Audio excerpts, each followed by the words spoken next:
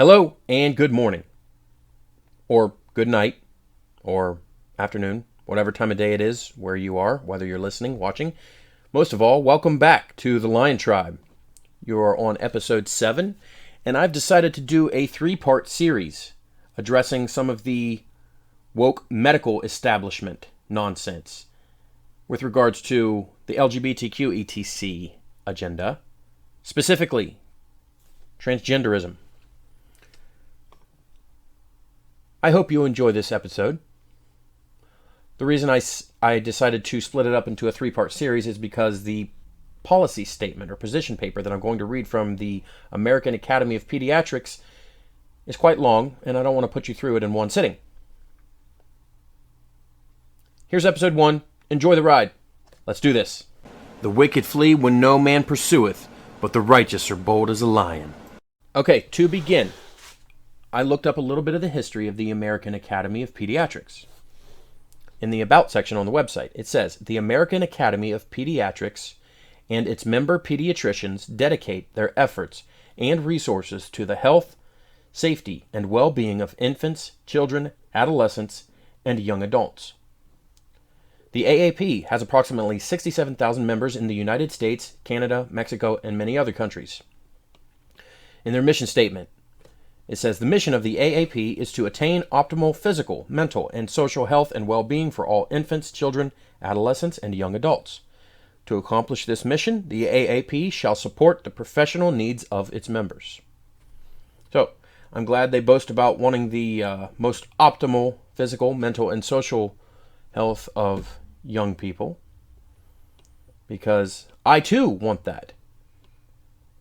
Which is why I decided to read their policy statement on transgenderism and confront some of the lies that they put out.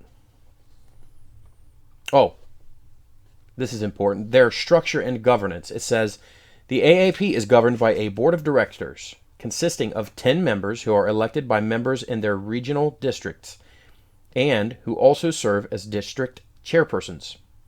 Their current president is Moira Salagi. I'm sorry, Moira, if I mispronounced your last name. MD, PhD, FAAP. The current CEO/executive vice president is Mark Del Monte, JD. Another key point in the American Academy of Pediatrics is their source of funding. The website says the AAP's activities and programs are funded through a wide variety of sources, including membership dues, revenues from continuing medical education activities and publications, and unrestricted support from individuals, foundations, corporations, and government agencies. Those who fund them are the ones who influence a lot of the decisions that are made there, a lot of the changes, whether good or bad. Without further ado, here is their policy statement, which was put out in October of 2018. It's titled, Ensuring Comprehensive Care and Support for Transgender and Gender Diverse Children and Adolescents. Now, you all know that I am fully convinced, because it's true, that transgenderism is not even a real thing. That's not even a possibility to be a human that is transgender. You could pretend to be the opposite gender, but that's all you're doing. You're just pretending. But this phrase, gender diverse, what does that even mean? Does it mean you're all genders? I know there's gender nonconforming. There's what's the asexual? Some of them call themselves. They're making up new terms. It seems like every 6 months, maybe more frequent. Here's the article. As a traditionally underserved population that faces numerous health disparities, youth who identify as transgender and gender diverse, and they even put a convenient little acronym, TGD, to cover that, to make it short. Now, I'm not going to spend the whole episode doing air quotes on every part that I think is fake, because it's going to take too much time. But those who identify, these youth, and their families are increasingly presenting to pediatric providers for education, care, and referrals. The need for more formal training, standardized treatment, and research on safety and medical outcomes often leaves providers feeling ill-equipped to support and care for patients that identify as TGD and families.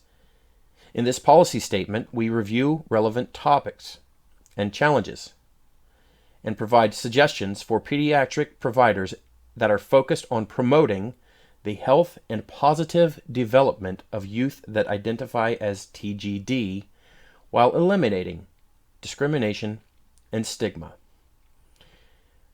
Whenever I read these statements, it's always ironic to me that they claim to be promoting health and positive development when they're doing just the opposite when it comes to transgendered children. They are promoting people. They are promoting unhealthiness in these children. So, which is why I want to say this. It cannot possibly be true for these physicians to promote health and positive development of the youth who identify as TGD, given that they are not factual categories of being. They are biological impossibilities. The AAP is allowing children to take pretend play serious, and then they're helping them use the government to coerce and force everyone else to pretend with them. They do this via threat of job loss, tarnished reputations, or for churches, they might threaten them with loss of their tax-exempt status. And to that I say, those who are the leaders of churches who have tax-exempt statuses and they are afraid to speak out because they don't want to risk losing that tax-exempt status, those leaders are cowards, plain and simple. This stuff needs to be fought at the legal level. And we could really use some of these spiritual leaders on our sides and having our backs and showing up at these board meetings and showing up at city council meetings, county council meetings. Help us out, pastors, ministers. All right.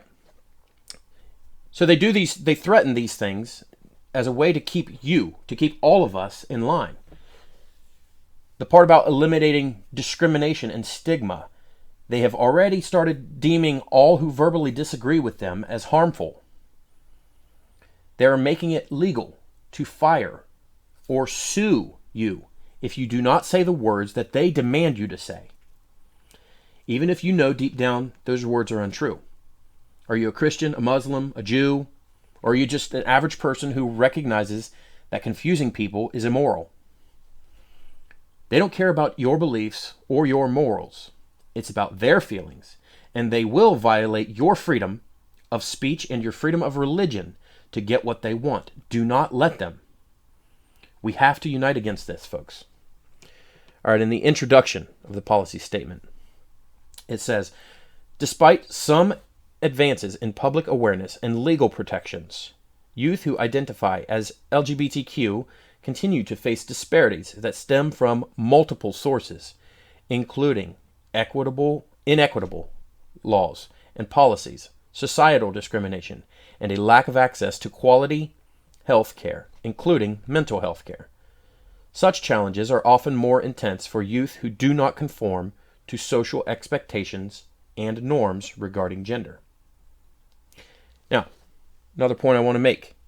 They want transgenderism to not only be viewed as normal, and for these people to be treated like nothing about them is different so that they can blend in with the crowd.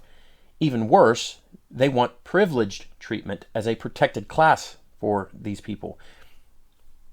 This is actually a tenet of equity in that they offer special services and protections to them that they don't offer to somebody who is, say, white or straight. Protections of girls from boys in bathrooms and in sports, gone.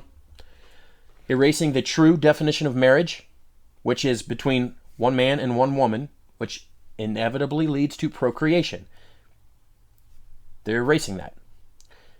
The part where it says lack of access to quality care, what they really mean is that many healthcare professionals still don't fall in line and obey.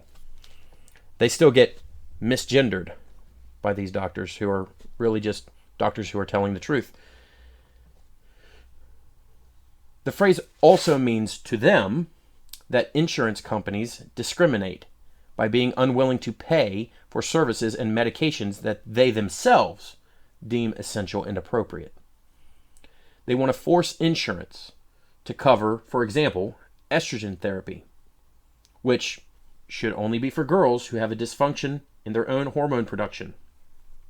They want to use that therapy to manipulate the sex and anatomical characteristics of little boys so that they appear like girls. This chemically effeminizes them using our taxpayer dollars when they do it through insurance. This is why I believe that more of us, whether we're parents or not, we should be up in arms about this nonsense. It doesn't matter if you're a parent. They're abusing kids using taxpayer dollars when they some of them fraudulently misdiagnose people on purpose to manipulate the insurance to pay for services that they don't actually need. All right, moving on to the article.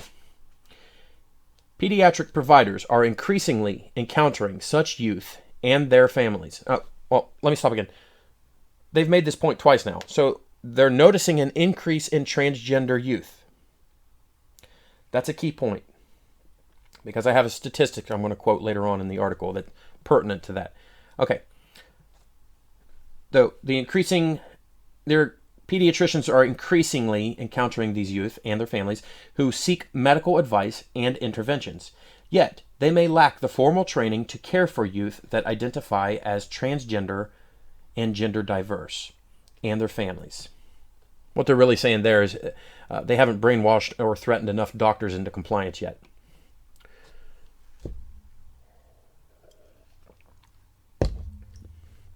Moving on.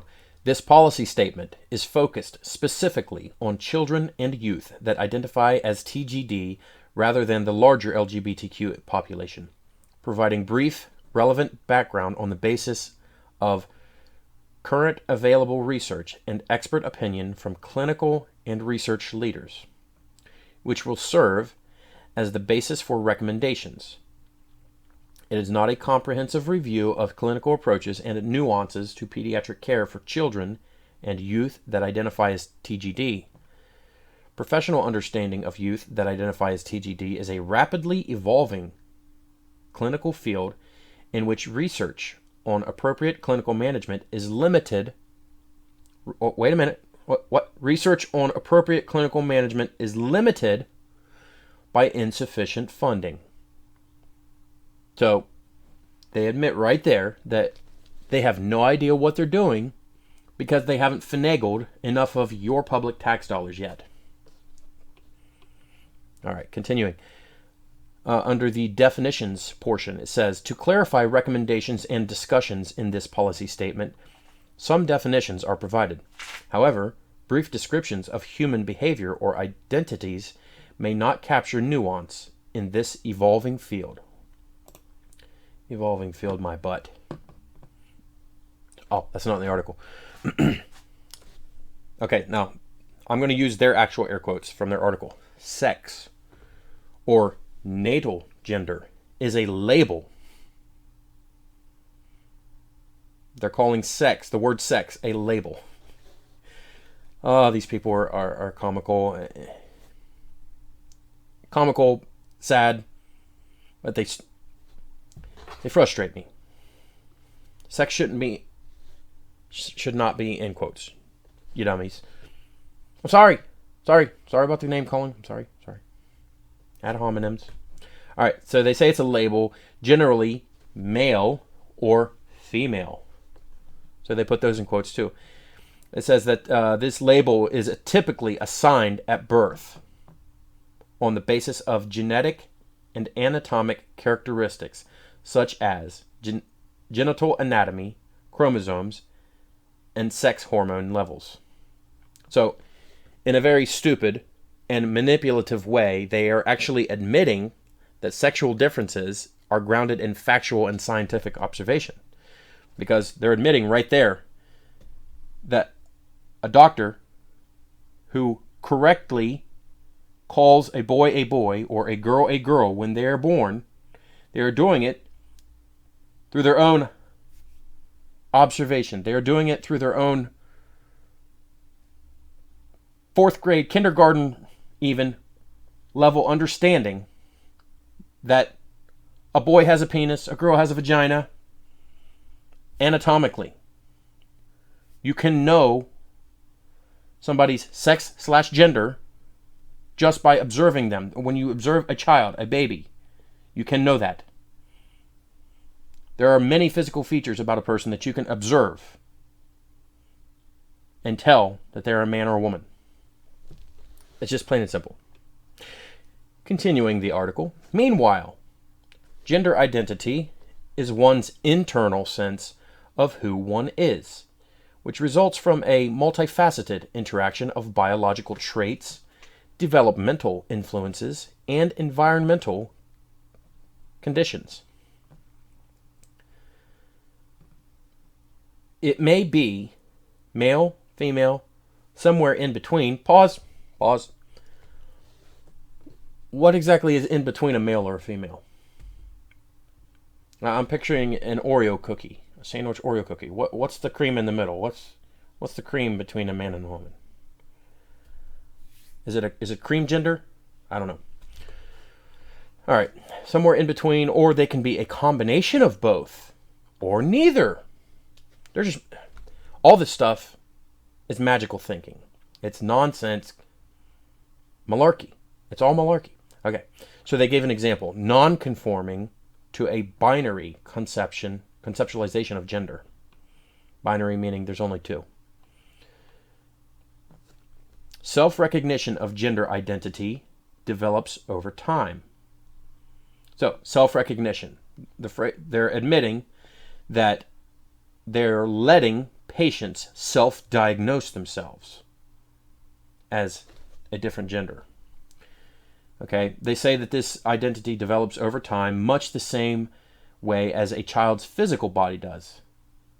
For some people, gender identity can be fluid, shifting in different contexts. Ooh. Gender expression, that's their air quote, refers to the wide array of ways people display their gender through clothing, hairstyles, mannerisms, or social roles. Now, I want to stop there and point out that last sentence I agree with 100%. A boy can express himself in multitude of ways. A girl can express herself in a multitude of ways.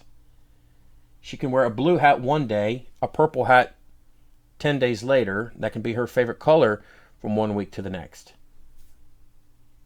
A boy, he can wear shorts, he can wear pants, he can prefer to wear a pink shirt, he can wear a button-up, he can wear a bow tie, a long tie.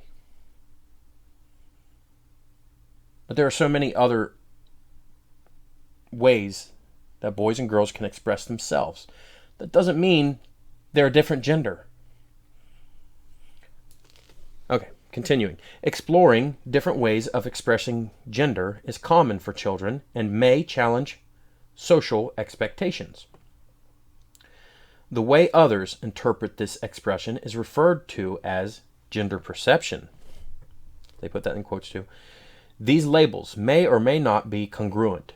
The term cisgender is used if someone identifies and expresses a gender that is consistent with the culturally defined norms of the sex that was assigned at birth. Okay, so that last couple sentences there, it's just an ignorantly wordy way of saying that the relatively newly invented word cisgender means straight person. They could have just said that, but whatever. They had to invent new words in order to intentionally confuse everybody else. Because they want to wrap us all into their confusion. Like, hey, we're super confused. We don't fully understand this. Please join us. Okay, continuing. They say gender diverse is an umbrella term to describe an ever-evolving array of labels that people may apply when their gender identity, expression, or even perception does not conform to the norms and stereotypes that others expect of their assigned sex. what norms and stereotypes exactly do they mean? That's a genuine question that I would like to ask them, because this is 2022, and looking at everyone outside of the LGBTQ, ETC, and ally community, it's very hard to pinpoint what is a norm anymore for boys and girls. We as a society have reached levels of expression, of expressive differences, that we don't need the added layers of these gender lies. Granted, there are still people who hold to traditional styles of dress, but there are so many others who don't do that. That's safe to say that kids are not going against norms, but they're actually just doing what everyone else does anyway when they do this transgender stuff. When they decide to come home one day from school after maybe their principal or counselor said something, asked them about their pronouns, and they come home and say, hey, Dad, I think I might be the other gender, or I think I might be non-binary. Whatever. Anyways, when these kids choose this stuff through influence of already screwed up minded adults, they're screwing up their own brains and their ability to have normal sex organs ever again, quite often. This is thanks to woke, activist, spineless pediatricians who don't actually stand for truth. Continuing the article. Transgender is usually reserved for a subset of such youth whose gender identity does not match their assigned sex and generally remains persistent, consistent, and insistent over time. These terms are not diagnoses. Rather, they are personal and often dynamic ways of describing one's own gender experience. Gender identity is not synonymous with sexual orientation, which refers to a person's identity in relation to the genders to which they are sexually and romantically attracted. Gender identity and sexual orientation are distinct but interrelated constructs. Therefore, being transgender does not imply a sexual orientation. And people who identify as transgender still identify as straight, gay, bisexual, etc. on the basis of their attractions. For more, now this is still from the article, they say for more information, the Gender Book, found at www.thegenderbook.com, is a resource with illustrations that are used to highlight these core terms and concepts.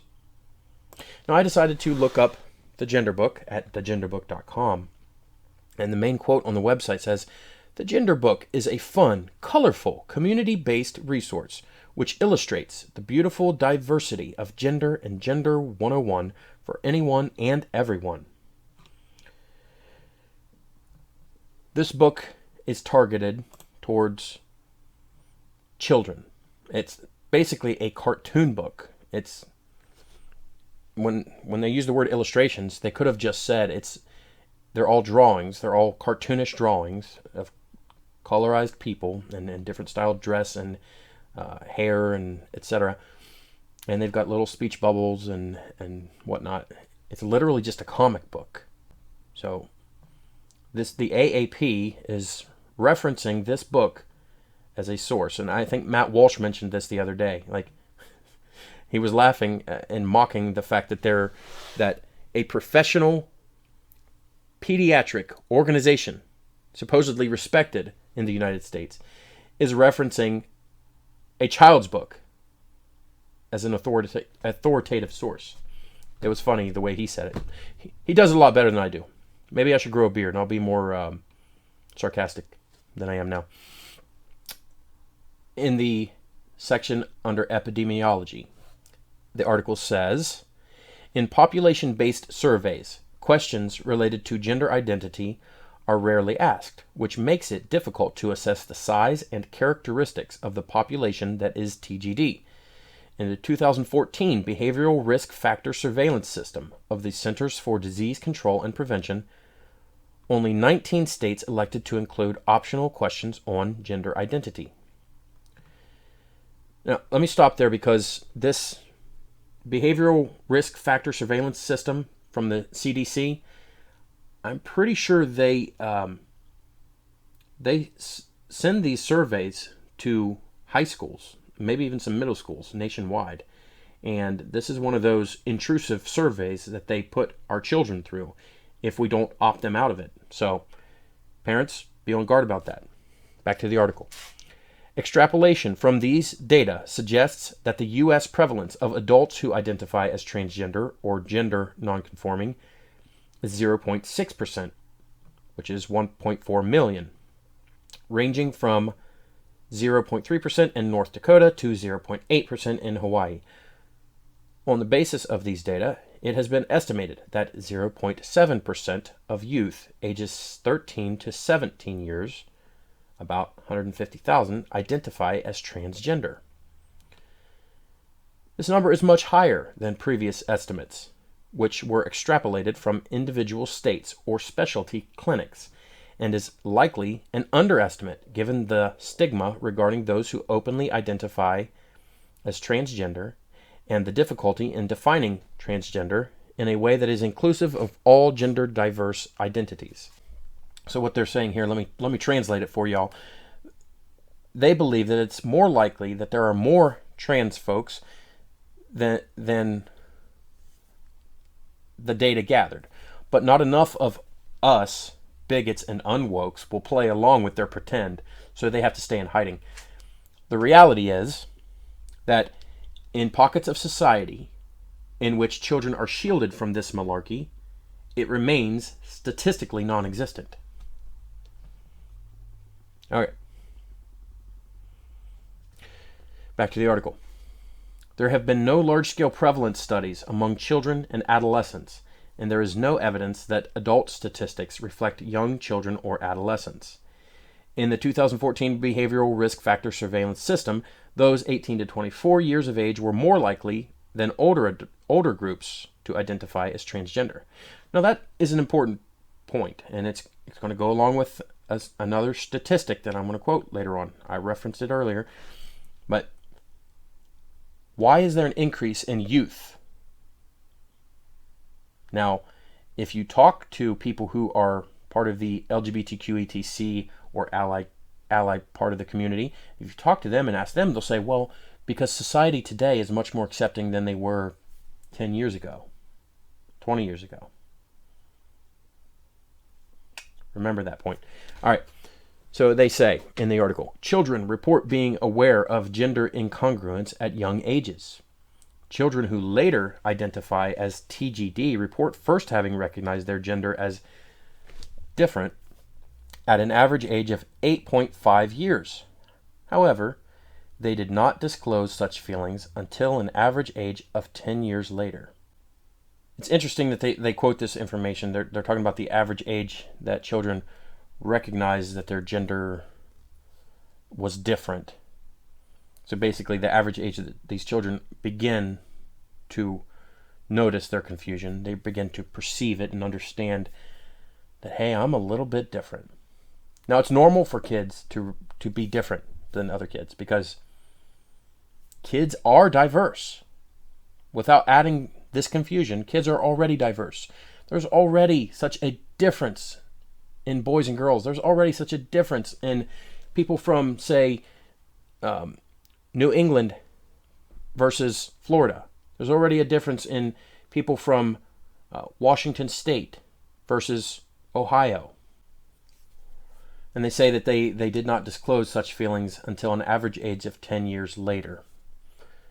So, I bet people who, some adults who want to eagerly wear their rainbow pins and fly their rainbow flags around schools and wear shirts that say love is love, circular statements like that, or they're sending out these signals that they are a safe space for students. They're just eager to help these students enter into their confusion much sooner. Back to the article. Under the mental health implications section, it says adolescents and adults who identify as transgender have high rates of depression, anxiety, eating disorders, self-harm, and suicide. Evidence suggests that an identity of TGD has an increased prevalence among individuals with autism spectrum disorder. But this association is not yet well understood. Okay, they say they don't understand why there's so many autistic children who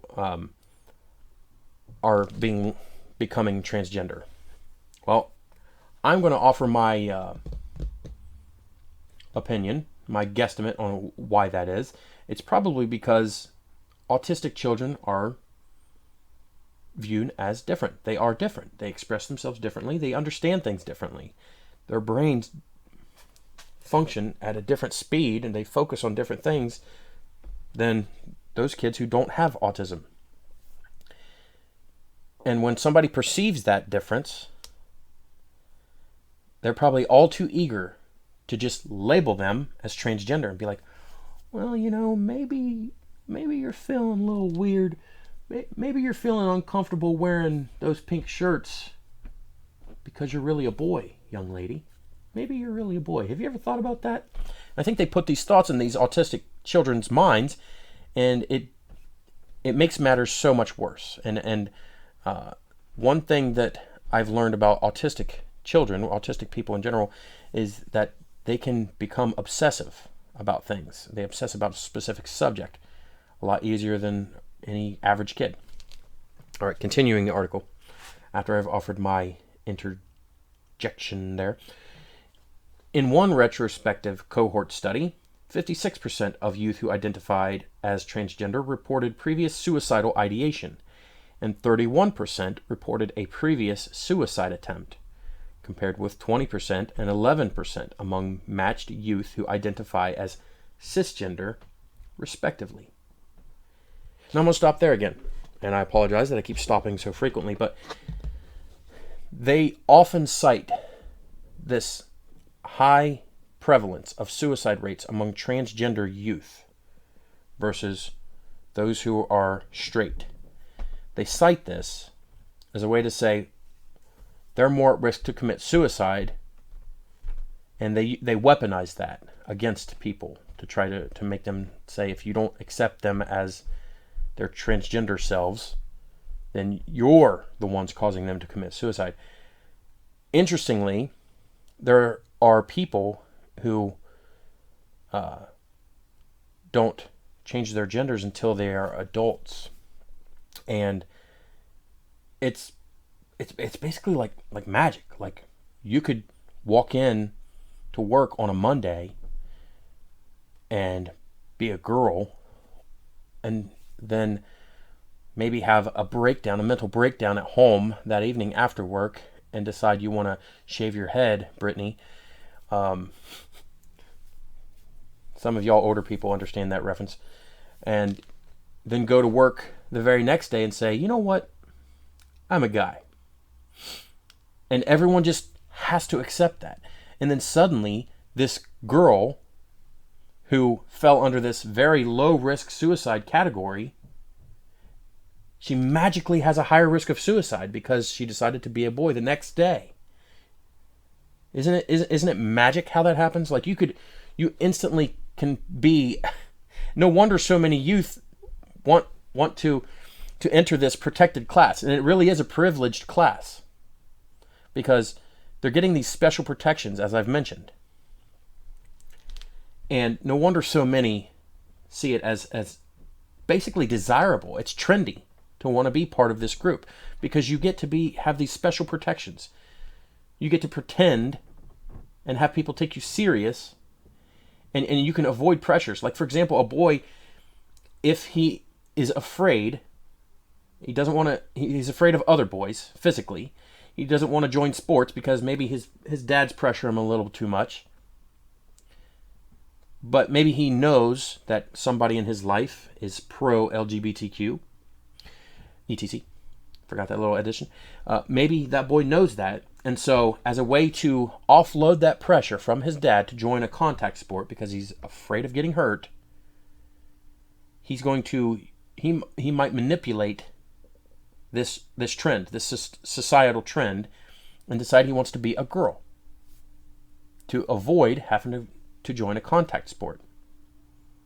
And yes, I know some girls join contact sports. That's beside the point. Anyways, let me continue the article. Some youth who identify as TGD also experience gender dysphoria, which is a specific diagnosis given to those who experience impairment in peer and or family relationships, school performance, or other aspects of their life as a consequence of the incongruence between their assigned sex and their gender identity. So, in that last statement, as you can see, they're attempting to put all the onus on friends and family and school systems for causing a young person to be gender dysphoric. It's one of the many medical sleights of hand where, in order to make a mentally ill person seem normal and absolve that person of personal awareness and personal responsibility, and they assist those confused people in pointing their fingers outward toward everybody else except themselves. I pulled up another article. This one is titled Gender Dysphoria in the DSM-5, The Change in Terminology. This is from the Human Life International. The author of this article is Susan Ciancio. Sorry if I butchered your last name, Susan. She starts by saying, the word dysphoria means a state of feeling very unhappy, uneasy, or dissatisfied. Gender dysphoria occurs when a person feels a persistent incongruence or disconnect between their biological sex and the one they identify with. Excuse me, had to take another sip. She talks a little bit about the DSM-5 in the article, and then later she continues by saying, in this latest version of the DSM-5, the APA replaced gender identity disorder with gender dysphoria. It did so in the hopes that it would avoid stigma and ensure clinical care for individuals who see and feel themselves to be a different gender than the one they were born as. So she's pointing out the fact that those in charge of the DSM-5, medical professionals, they specifically changed it, the word disorder, and replaced it with dysphoria as a way, because they don't want society to view these legitimately confused people as disordered. They want them, again, like I've pointed out earlier, they want you to view them as normal. They're just experiencing some off feelings about themselves, so they're dysphoric. They're trying to normalize this stuff. They've been doing this for years. Every time they change the label, every time they change the official medical label, common practice of leftism, right? They change definitions. We know that. All right, this Susan goes on to say, people with gender dysphoria feel like they don't belong in their bodies. They may even feel a sense of disgust with their genitals. This leads them to want to live as the opposite sex or as transgender.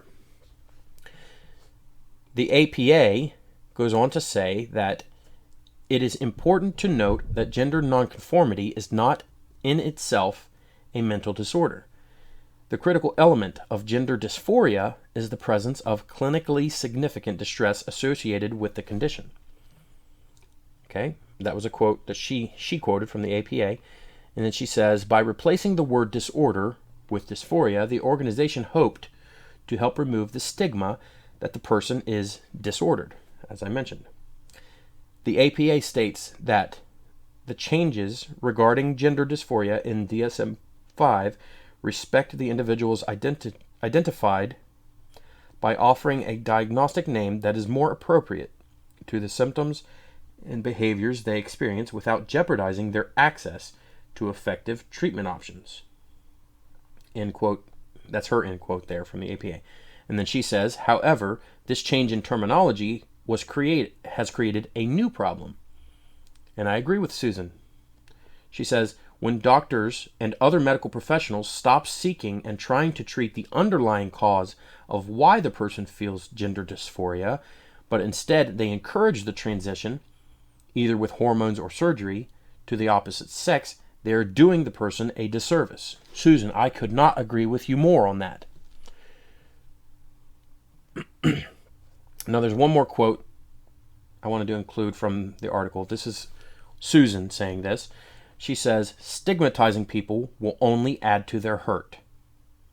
Now, that particular statement and a little bit further into that part of the article, that's where my personal opinions and insights on this issue part ways with Susan a little bit. But I encourage you all to read the article. And as always, I will include all links to articles that I'm referencing under my videos. But I encourage you to read her article because it's got a lot of truth to it. So this bit about stigmatizing people will only add to their hurt. I disagree, Susan. And here's why.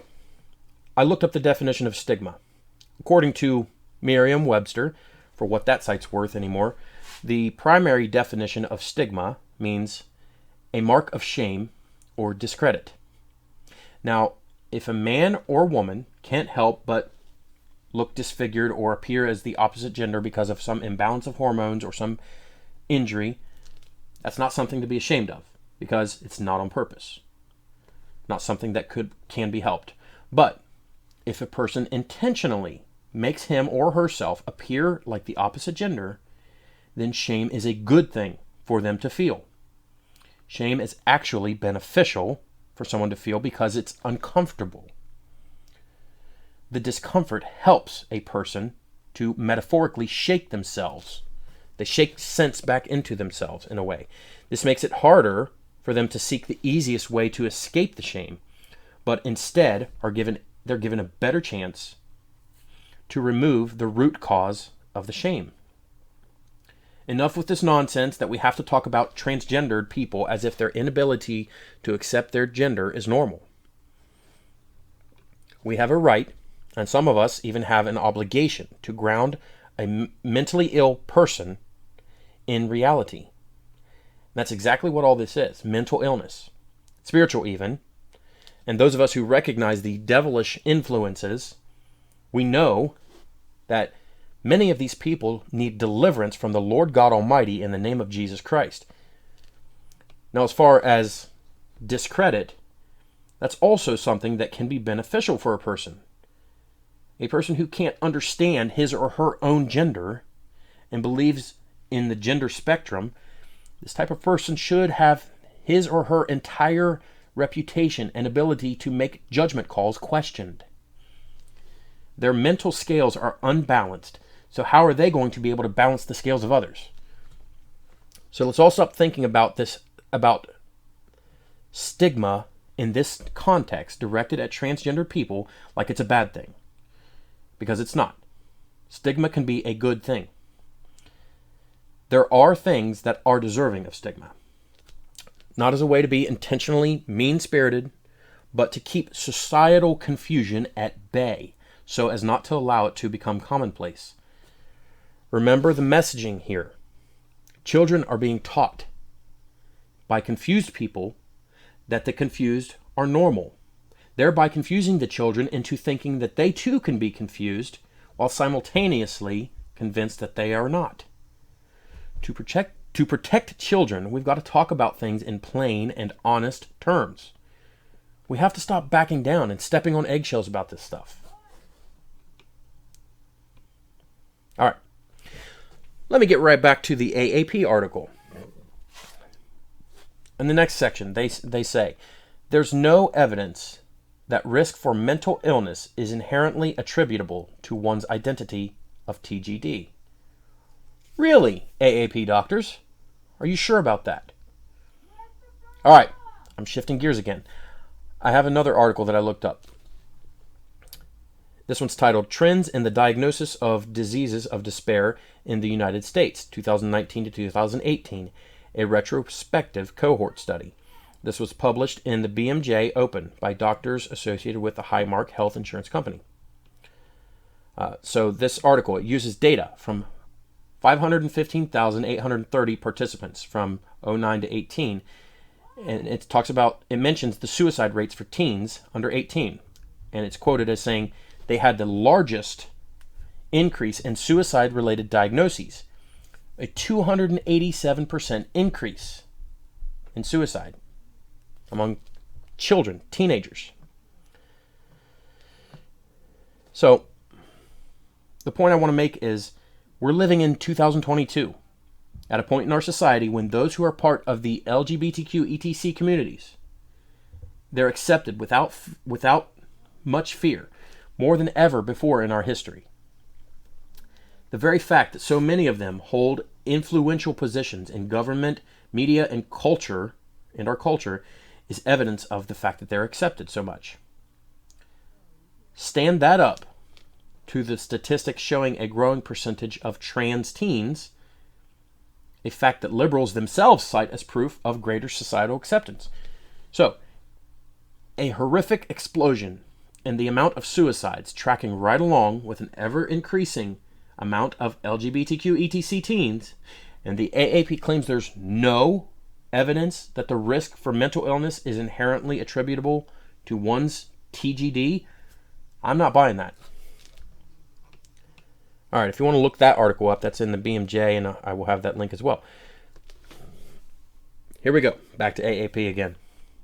So they say, rather, it is believed to be multifactorial, stemming from an internal conflict between one's appearance and identity, limited availability of mental health services, low access to healthcare providers with expertise in caring for youth who identify as TGD, discrimination, stigma, and social rejection. This was affirmed by the American Psychological Association and the American Psychiatric Association, which made the following statement in 2012, and they quote them here: being transgender or gender variant implies no impairment in judgment, stability, reliability, or general social or vocational capabilities. All right, so here's where I want to challenge that statement from the American Psychological and the American Psychiatric Associations. They say it implies when these transgender folks there's no impairment in their judgment. If there's no impairment in judgment, then everyone who is trans should be capable of objectively telling a person when they see a man or a woman. You lay out the facts. Square jawline, facial stubble, broad shoulders, Adam's apple, flat-chested, overabundance of grunting when doing common activities. Can a trans person judge these facts rightly and say, man? And that claim no impairment in stability. Okay, so the plethora of nails on chalkboard ramblings that we see on random TikTok videos by these individuals tends to say otherwise. Reliability, I don't know. Social and vocational abilities, well, that probably depends on whether the dude doesn't want to get his nails all messed up, his beautiful nails all messed up when he's fixing the sewage drain pipes and commodes. Back to AAP. However, these individuals often experience discrimination due to a lack of civil rights protections for their gender identity or expression. Such discrimination and lack of equal civil rights is damaging to the mental health of transgender and gender variant individuals. Youth who identify as TGD often confront stigma and discrimination, which contribute to feelings of rejection and isolation that can adversely affect physical and emotional well-being. For example, many youth believe that they must hide their gender identity and expression to avoid bullying, harassment, or victimization. Okay, so let me make this clear. No child should be made to feel like they have to hide their true selves. Keep in mind when I say true selves that I mean exactly the opposite of what this AAP article is encouraging, which is for children to claim some alternate reality about themselves as true when it's in fact fantasy. And a dangerous one, if you think about it, because it can lead down the road to chemical destruction of their bodies, or worse, the unceremonious lopping off of normal body parts and sewing on of useless and sometimes disease-producing false parts. Children who feel the need to hide who they are should be immediately directed to the utmost earthly authorities on who and what they actually are. Those authorities are the ones who are raising them, their parents, their grandparents, and their guardians. Back to the article again. Youth who identify as TGD experience disproportionately high rates of homelessness, physical violence at home and in the community, substance abuse, and high-risk sexual behaviors. Among the 3 million HIV testing events that were reported in 2015, the highest percentages of new infections were among women who identified as transgender, and were also at particular risk for not knowing their HIV status. So I'm going to stop there in reading that the article, because that last bit throws a bunch of claims that I intend to address in the upcoming videos. I've gone on long enough. The aim of many of these scary claims and predictions is that the LGBTQ ETC communities and their allies in various fields, they want us all to be afraid to confront their glaring inconsistencies and lies. Their messaging is meant to purposefully keep us in a state of fear, because fearful people are easier to control. They will hit you with labels like bigot, transphobe, misogynist, or even Nazi. They will accuse you of literal harassment and discrimination because you refuse to kowtow to their lies.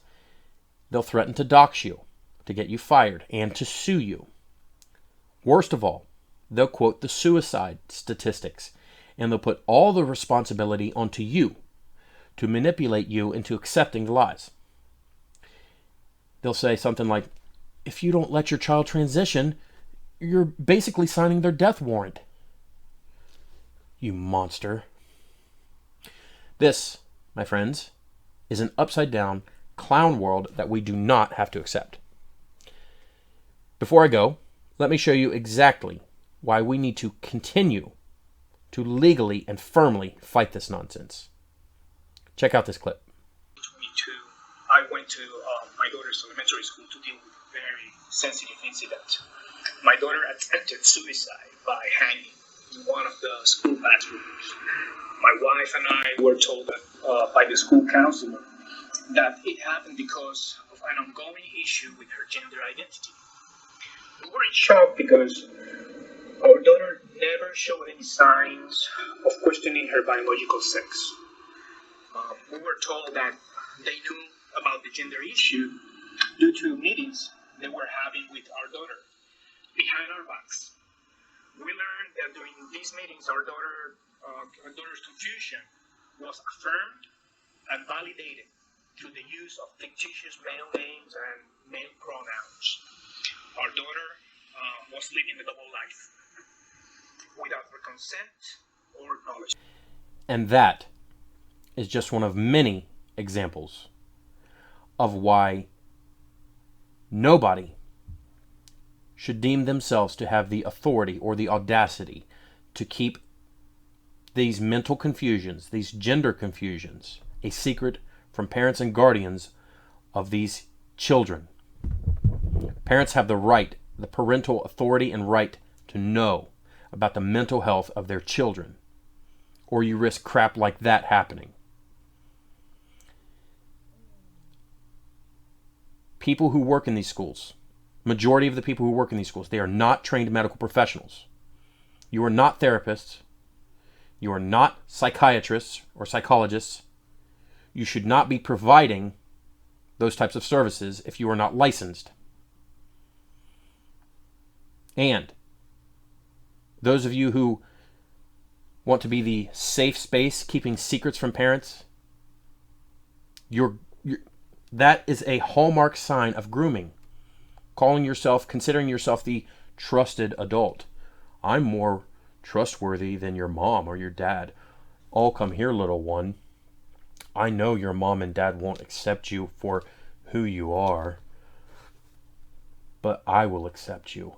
I will lie to you. I will comfort you.